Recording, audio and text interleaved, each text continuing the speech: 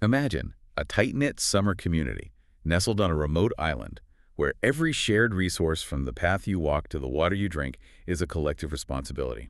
Sounds idyllic, right? A perfect summer escape. It does.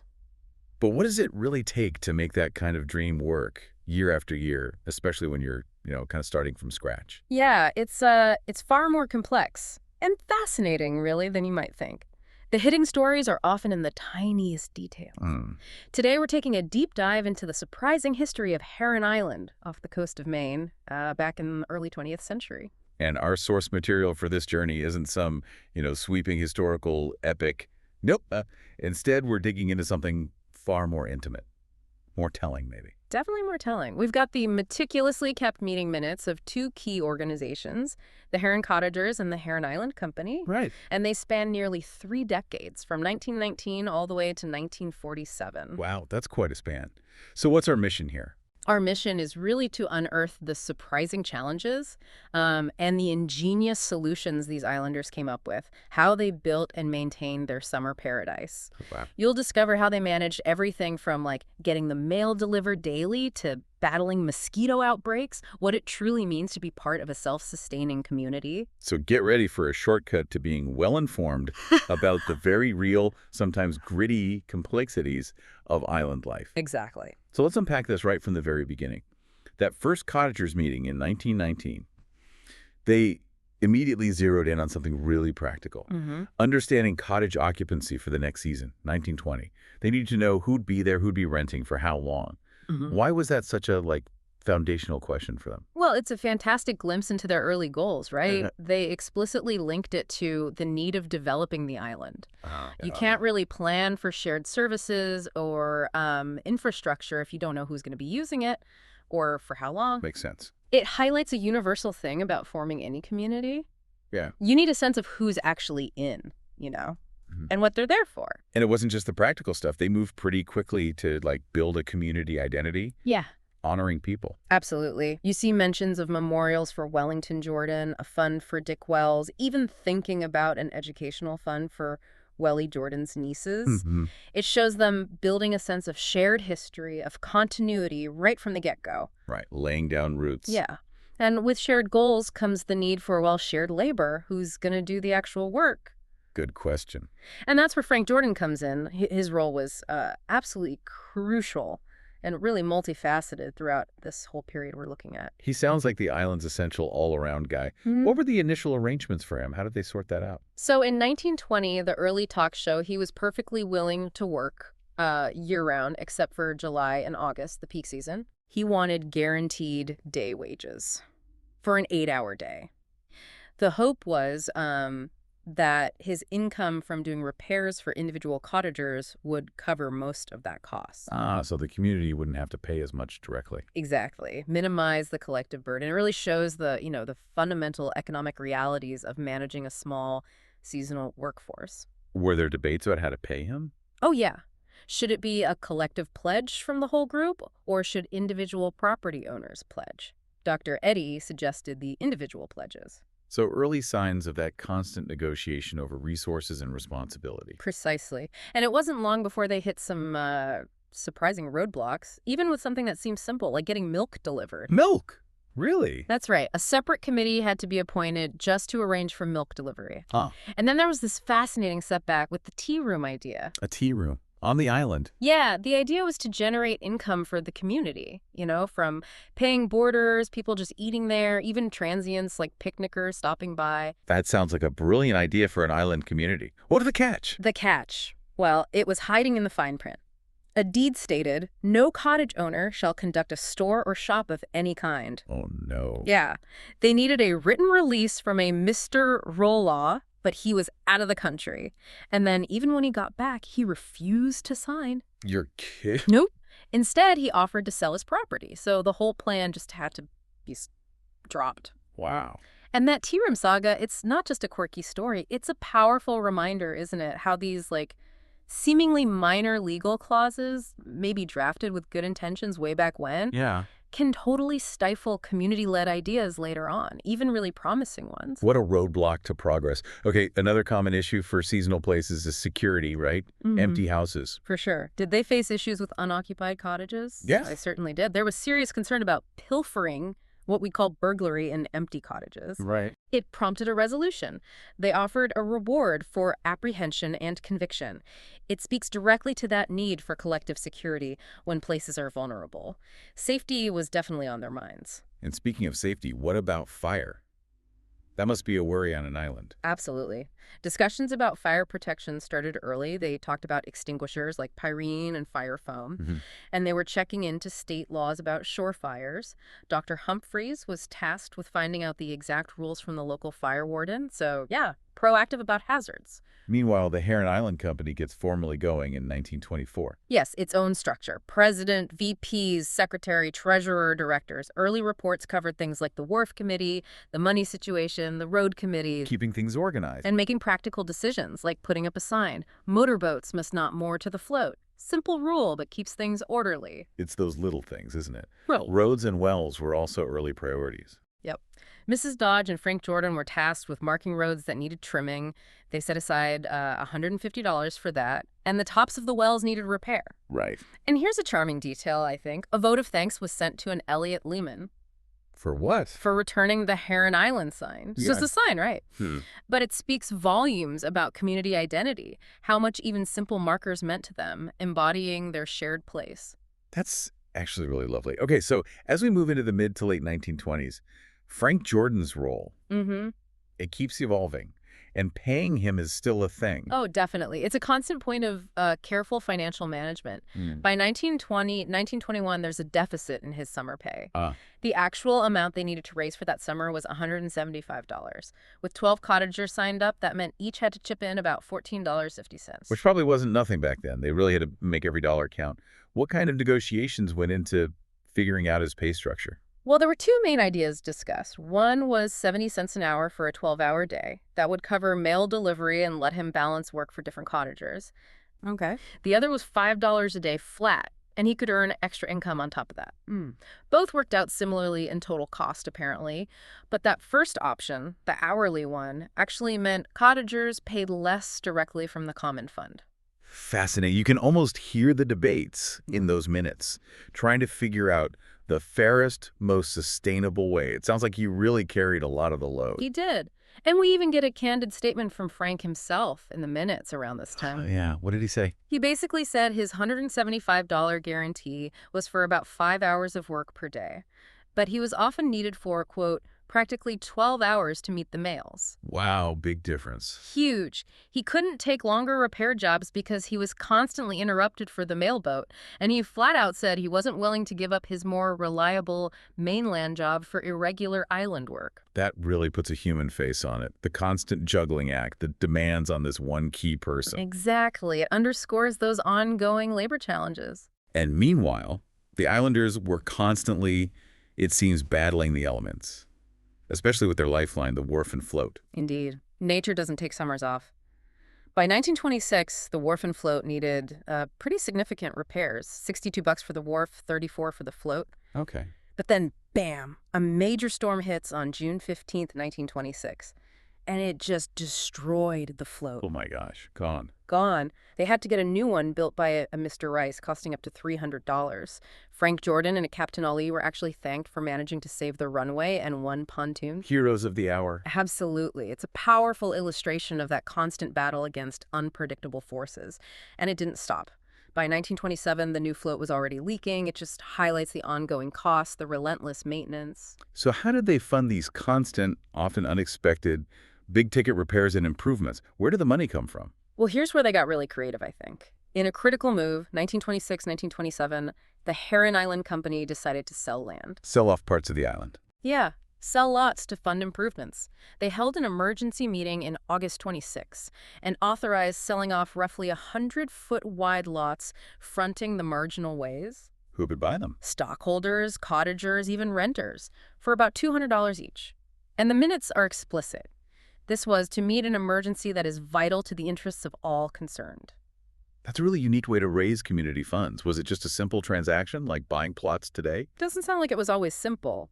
The minutes mention specific buyers, Mr. Bennett, Mr. Fellows, Mrs. Gunn, Mr. Damon, Mr. Dodge, Right. but they also detail some complex negotiations, especially for land Mr. Damon wanted, involving lots owned by others. Mm-hmm. It shows how interwoven land ownership and community ties were. It was formal, using existing plans, but also very personal. So, managing the big stuff. Wharf, funding. Oh. What about the more persistent, everyday annoyances they had to deal with? Oh, there were plenty of those. A very relatable one. The mosquito menace. Ugh, yes. Summer nightmare. Totally.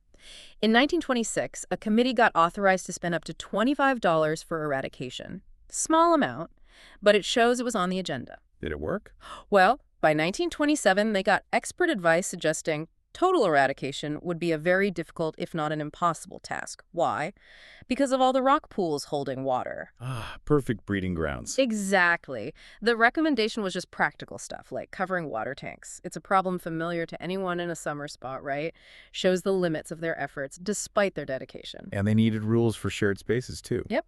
To maintain order, a sign went up in 1928 limiting how long boats could tie up at the wharf, emphasizing that need for community rules. This brings us to the early 1930s, a period that really sounds like it tested their resilience, especially with that wharf again. It really did. A major disaster struck in January 1933. The minutes describe it as the worst storm the Maine coast has experienced in 50 years. Down the wharf. Completely wiped out. Gone. Frank Jordan, ever the pragmatist, actually wrote that the wharf committee was effectively out of a job as there was no longer any wharf. Just devastating. So how does a small community like this even begin to rebuild something so vital, so costly from scratch? It's pretty remarkable. The directors empowered the committee to simply provide a new wharf. The new one would be different, though, not built for steamboats like the old one. And the cost must have been huge. It was nearly $2,000, $1,934.79 to be exact. A massive sum then. How on earth did they cover that? Through a true collective effort, it was a combination of existing company funds like their sinking fund and emergency fund, plus, significantly, $605 from voluntary contributions from cottagers. People just chipped in again. They did. The rest came from the general treasury. It's just a stunning testament to their shared purpose, their willingness to dig deep when needed. And to help sustain this new expensive asset, they introduced new fees. It's exactly adaptability. $10 a year per occupied cottage for using the float, plus another $5 if you used a motorboat or a rowboat. They also got rid of storage fees for rowboats. Constant tweaking to find sustainable solutions. And all this time, they're still fighting for basic services like mail. Constantly. Always working to maintain essential services, using petitions, writing letters, trying to secure resumption of former service, which meant getting 2 mail deliveries a day like they used to have. Did they manage to get it back, that second delivery? Sadly, no. A candid report from 1930 reveals the Assistant Postmaster General denied it. Why? 2 reasons given. First, their mail volume, the cancellations, didn't justify double service. And second, quote, they were not a colony of big business magnates, but one of professional people to whom speedy mail service in the summer was relatively unimportant. Ouch. That's got a sting. Yeah, a tough blow. And a really stark reminder of the uphill battle these kinds of seasonal communities often faced and still face, trying to get consistent services from larger entities who maybe don't see their needs as critical. That must have been incredibly frustrating. How do they work around communication hurdles like that, like getting urgent messages? They showed great ingenuity, really. In 1930-31, they arranged with the post office in Bath to forward telegrams to Damariscotta. Then Mark Thompson would bring them over by boat. Wow, quite the relay system. It was. And later, in 1935, someone suggested getting a wireless telephone on their island for prompt delivery of important messages. It just highlights the relentless pursuit of connectivity, adapting whatever tech was available to their unique island situation. And their ingenuity extended to something as fundamental as milk delivery logistics, too. Yeah. You mentioned that committee. Uh-huh. What were the challenges there? Right, back to milk. By 1930, the committee had choices. Turner Center milk, but only delivered 3 days a week. Or Round Top Farm milk, which promised daily service, including Sundays. Daily sounds better. It was crucial. Even though Round Top was a bit pricier, 17 cents for hotels, 22 for cottagers, they went with them because of that daily promise and good reports. But getting it to the island and around the island. Another hurdle. Initially, Mark Thompson did it, then Frank Jordan for $1 a trip. But eventually, Roy and John Howland Incorporated took over for just 50 cents a trip. They'd drop it at Will McFarland's place. Yeah. And he generously charged nothing for the use of his grounds, just community spirit. Yeah, it sounds like such a delicate dance of logistics, reliability, cost. It truly was. They even added a service charge to August bills, $1, or 50 cents for short stays just to cover transportation and incidentals. By 31, it was calculated at 3.25 cents per quart. They were tracking it that closely. Down to the fraction of a cent. And by 1932, the milk price dropped, but delivery costs were still there. They even discussed buying ice cream wholesale from Round Top and delivering it. Always looking for ways to streamline and save and maybe add a little treat. Clean water, of course, is absolutely paramount on an island. What were their ongoing efforts there? Wells, water quality. Oh, constant attention. Well, cleaning was a regular task. You see it mentioned often. By 1933, people were suggesting practical improvements. Splash troughs around the wells, replacing old wooden pumps with metal ones. Smart. And also suggesting annual water testing and actually posting the results publicly. Best practices even then. Plus, in 1934, they completed a new toilet facility in the store building. Cost about $209. An important sanitary upgrade. But I imagine challenges persisted, especially with wells drawing potentially surface-influenced water. They definitely did. Concerns arose about surface water contaminated by feet and dogs. You can just picture it, right? Yeah, easily. So in 1936, they made plans to concrete around the wells and install remote suction pumps, trying to draw water from deeper, cleaner sources to fix bacterial contamination. They hoped it wouldn't cost more than $100 per well. Did it help? Well, maybe not always, because in 1939, we get this really graphic detail from the minutes. Salamanders were found in Mrs. Dunn's well. Salamanders. Oh, wow. Yeah. And this discovery was linked to positive tests for colon bacilli bacteria, so her well had to be posted at the well as unsuitable for drinking. Yikes. It's a stark, very real reminder of the health challenges they faced. And their proactive, if sometimes, alarming ways of dealing with it. Posting a sign is a direct solution. Wow, that certainly makes it real. Yeah. Okay, how did fire protection continue to evolve over this period? Were extinguishers enough? By 1933, the consensus seemed to be that having one or two of the underrated type of extinguishers readily accessible in each cottage was the most useful sort of fire protection. Practical, decentralized. Makes sense. They also appointed a fire warden, John Bennett, and they clarified rules. Fires were allowed, but only below the high water mark. Keeping it contained. Right. And just a small detail that shows them grappling with the whole environment. Crows were apparently a nuisance. Some people thought they should be shot. Dealing with wildlife, too. Huh. Okay, moving into the mid-1930s and 40s, the community starts thinking about some pretty big changes to how it's actually run, its governance structure. Why the need for a reorganization? Well, they were constantly innovating, it seems, even organizationally. By 1934, discussions started about maybe merging various island interests, different committees or groups. Streamlining things. Potentially. The existing Heron Island Company, the one owning the land and wharf, was kind of burdened with the responsibility for all these common properties, the wharf, the wells, the store, and maintaining them was costly and time-consuming. Right. So a significant proposal emerged in 1936.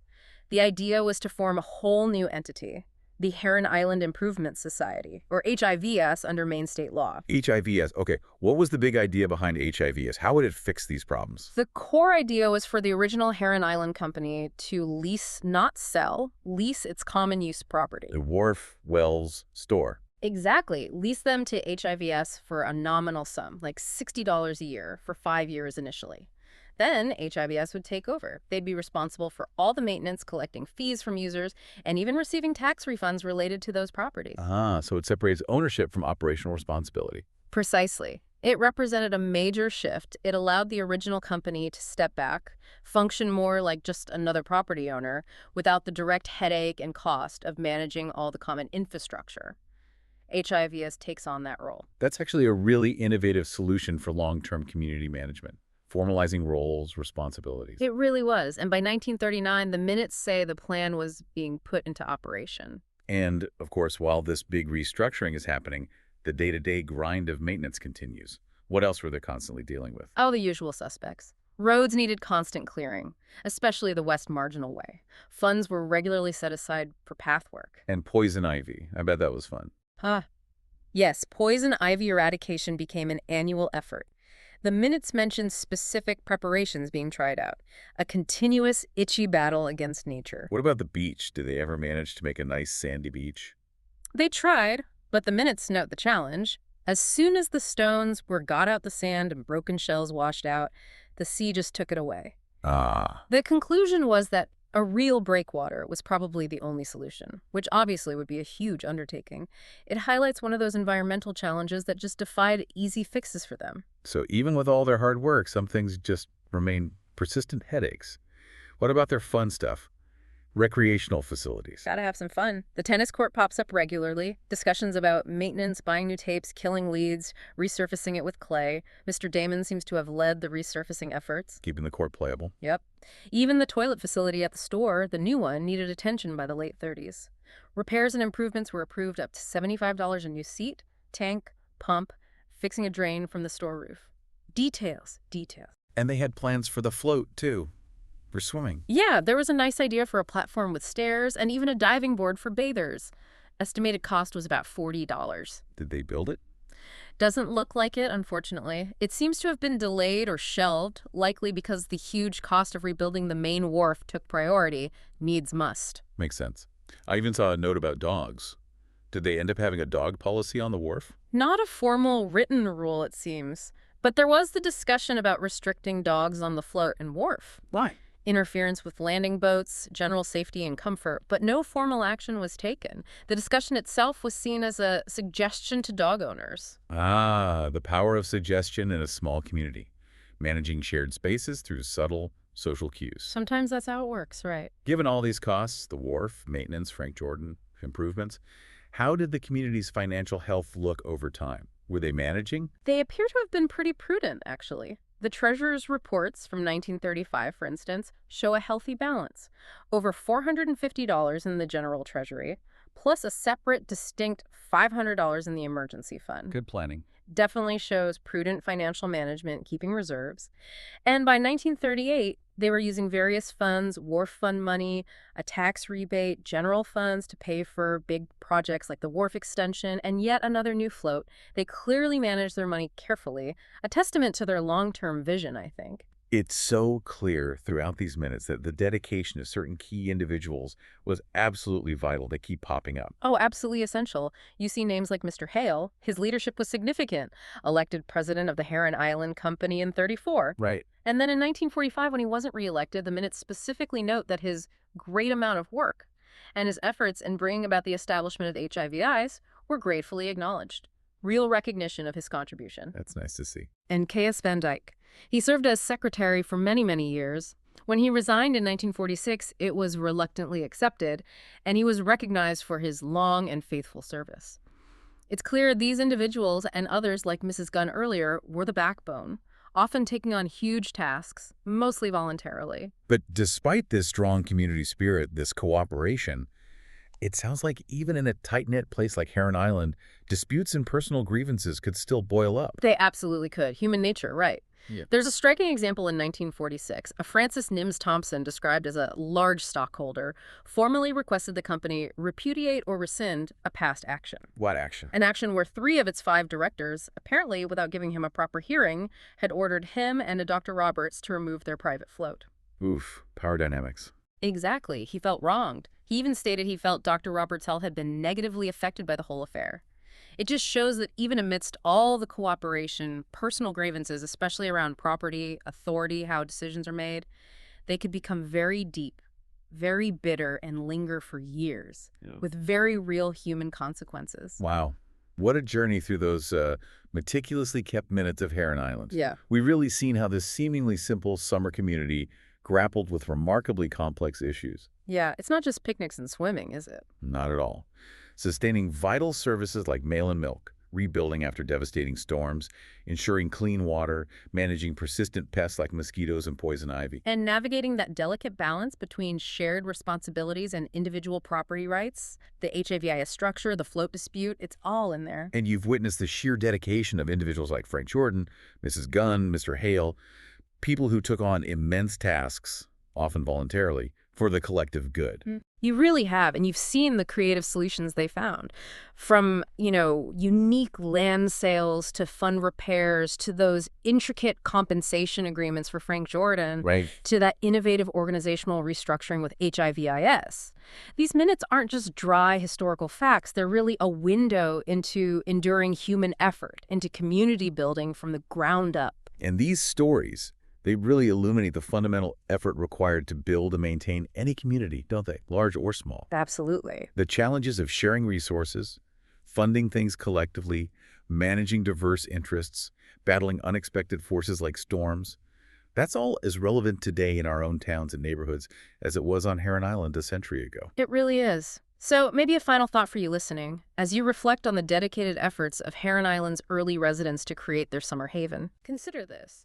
What unseen infrastructure, both physical, like pipes and wires, and organizational, like committees and agreements, what are you relying on in your own community every single day? And what might happen if its stewards, the people maintaining it all, had to start from scratch after a major disruption, facing all the same challenges Heron Island did,